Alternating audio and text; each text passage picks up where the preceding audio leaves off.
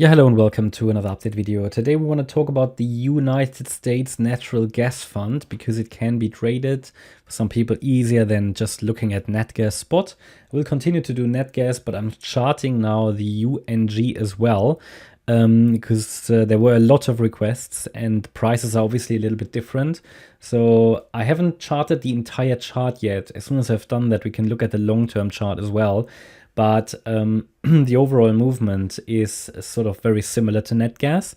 So the purpose of this video is just for anybody who's following my Natgas videos as well, to really talk about what are the relevant targets to the upside. And for anybody who's new on the channel, who's only just stumbled across the UNG video, maybe hang around for a bit. I guess in the next few days we can take a look at the long-term chart as well.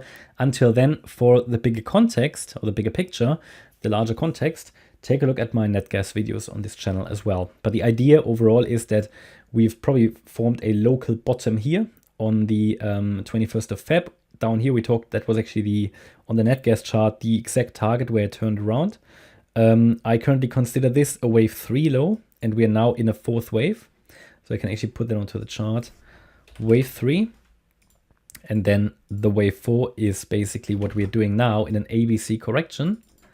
Yeah, but and then there should be one more low afterwards in a wave 5. Yeah, so 3, then the 4 and the 5 making a lower low below the third wave eventually. So eventually we're looking at something like this, ideally. Okay, let me change that. Okay, so however, it could, and this would form the completion of a larger wave 2, at least on the Natgas chart. Need to just get some clarity about UNG here as well, but we'll do that. We'll do that in one of the next videos. Either way, the lasting bottom could have been formed here already. This is not entirely clear yet. We cannot know that. How would that look like? So if we don't make this move down anymore, then obviously the low is here. This is a possibility. When we were, I mean, I've only analyzed Natgas so far, but when we were down here and coming down, I did highlight about Natgas that we expect upside either way. Either in this corrective fourth wave, which is currently preferred, and then we should make one more low down below the February low, or this could be a lasting bottom as well, and then we would make much more bullish movements in the next few months. Now, there is no way of knowing that down here, but from a strategic point of view, it doesn't matter, because you could go long either way, either in a wave 4 to trade that one, or to trade basically the next bull run. Yeah, so strategically no difference, so it doesn't really matter. Okay, it will matter when we get here, and to really indicate a lasting bottom, so we will not know that until we have completed this C wave, because the more bullish interpretation would be that this is actually not an A wave but a wave 1 coming down. Instead of a B wave, we come down in a wave 2, and the third wave would be needed, which looks very similar to a C wave, but can be even more bullish. But then we need a fourth and a fifth. With this ABC pattern, you don't get the fourth and the fifth wave. So when we get 5 waves up, then we can say, okay, possibly we have formed a lasting bottom. But until then, we are looking at ABC, okay? And would expect one more low. Again, very clearly, we don't need that. There is no guarantee we get that low. Therefore, from a strategic point of view, it made sense to buy down here already. Okay, buying the fear basically. Okay, so really looking at this now, the idea is that we probably formed a B wave low, not guaranteed though. So let's take a look at the fib levels. For anybody who's following Natgas already, this will not be anything new to you. So let me just wave 2 retracement. So let's just adjust that.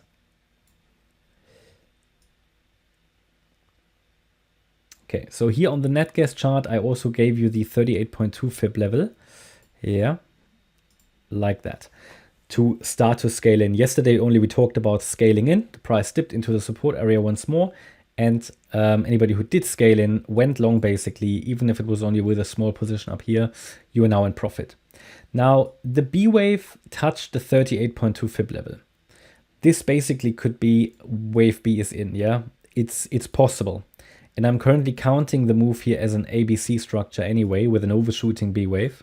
So basically A wave down, B wave up, C wave down,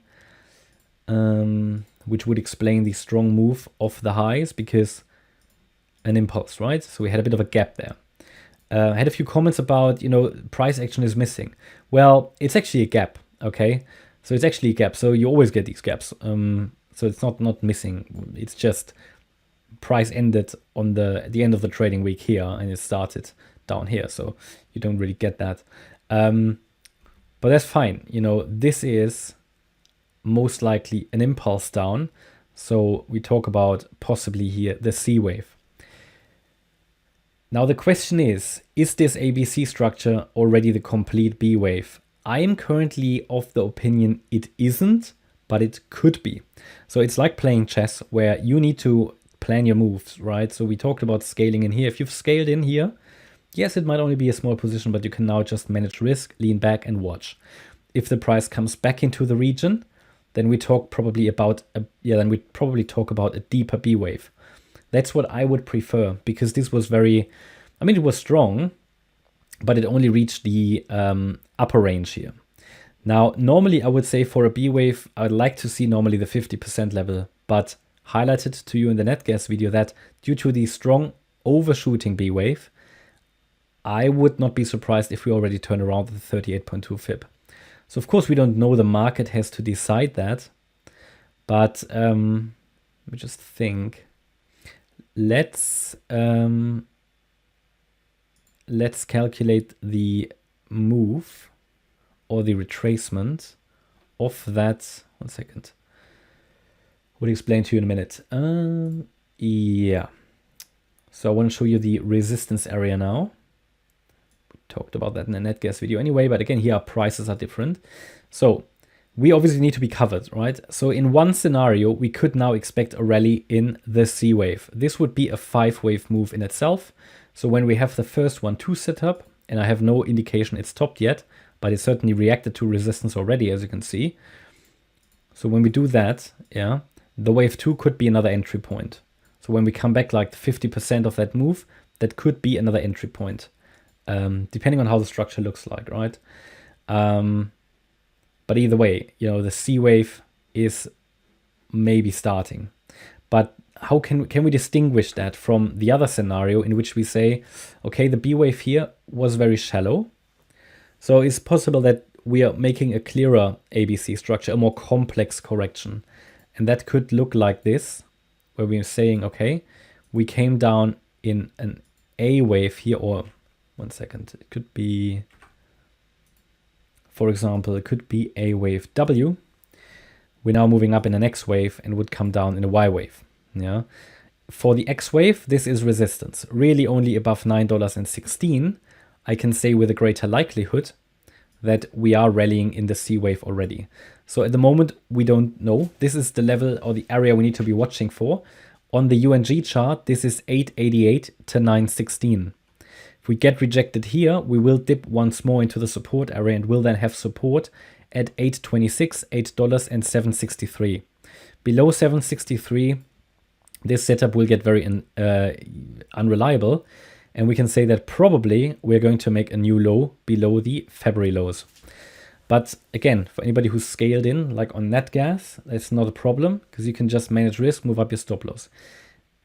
If the price comes back, it might be another long opportunity. Now, I'm not telling you to do it. It's really only to understand where the price will most likely reverse by applying the Elliott wave method. Okay. But on the other hand, if it breaks above 916, we have to assume the B wave was already in and we are rallying directly. And then we can wait for the next setback, the next higher low, to scale in again, to trade the C wave or something more bullish. So I hope that is clear. Next, we need to be watching now, can we break above this resistance? Yeah. My expectation at the moment would be actually that we have not bottomed yet. It would, I would expect a bit more of a complex correction, but either way, this is probabilities are close together here. And it's all about having a plan, having a strategy, right? Knowing what the market participants most likely are going to do. We've now reached resistance. Be aware of it. We've already reacted to it. That's an initial signal that maybe the preferred move works out. But again, it's way too early. All we see here is on the 1 hour chart a red candle. I mean, but this is sort of what you need to be watching out for. So what would be a target for the C wave? Just to give you a rough target, because we have no confirmed low yet. I mean, I have to base it on the last low. So first target would be 1063, and it could even extend out to $12 here on UNG. Okay, so that's my update about UNG. Hope you liked the update. If you did, please hit the like button, leave a comment, and subscribe. And if you really like the content, then please check out the channel membership. Thanks a lot for watching. Bye-bye.